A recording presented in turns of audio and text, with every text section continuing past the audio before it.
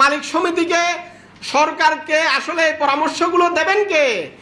মন্ত্রী তো মালিক সমিতি, ডানে থাকে মালিক সমিতির সভাপতি, বাইরে থাকে শ্রমিক ফেডারেশনের সভাপতি, আবার তারা কোনো কোনো সময় এমপি হয়ে যায়, আবার তারা এমপি হয়ে সরকারের চাদরের নিচে ঢুকে পড়ে।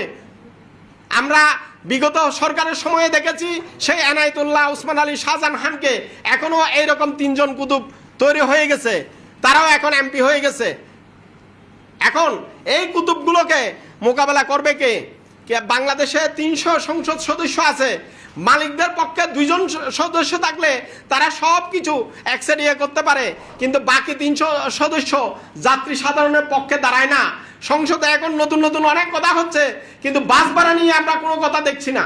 আমরা এই যে যাত্রীদের দুর্ভোগ নিয়ে কোনো কথা দেখছি না, শুধু ডালাও যানজটের কথা বলছে, কিন্তু যানজটের ভেতরে হাজার হাজার কোটি টাকা চাঁদাবাজির রহস্য, এগুলো নিয়ে কোনো কথা হয় না।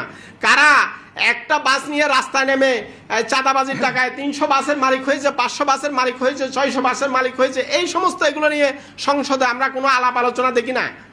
কারণ এমপিরা তো এমপিদের বন্ধু হয়, মন্ত্রীরা তো মন্ত্রীদের বন্ধু হয়, তারা তো সাধারণ মানুষের বন্ধু হয় না। সেই কারণে এই দেশের সাধারণ মানুষের যাতায়াতের নাবিশ্বাস, এটা দেখবার জন্য কেউ নাই। বিগত সরকারের সময়ে ডিজেলের মূল্য 90 টাকা থেকে বেড়ে 1 লাফে 114 টাকা হয়েছিল।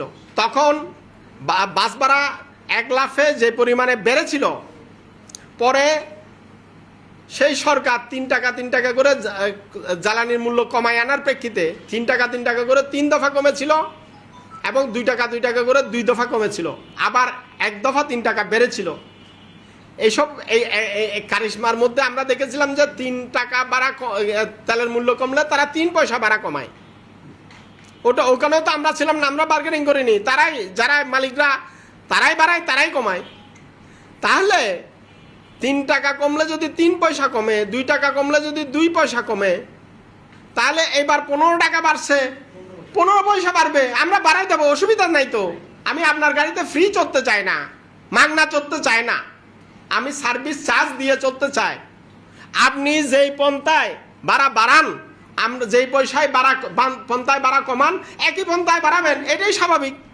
সুতরাং বাসের ভাড়া 15 পয়সা বাড়বে, এটা যাত্রী কল্যাণ সমিতিও সমর্থন করে, এদেশের যাত্রীরাও সমর্থন করে।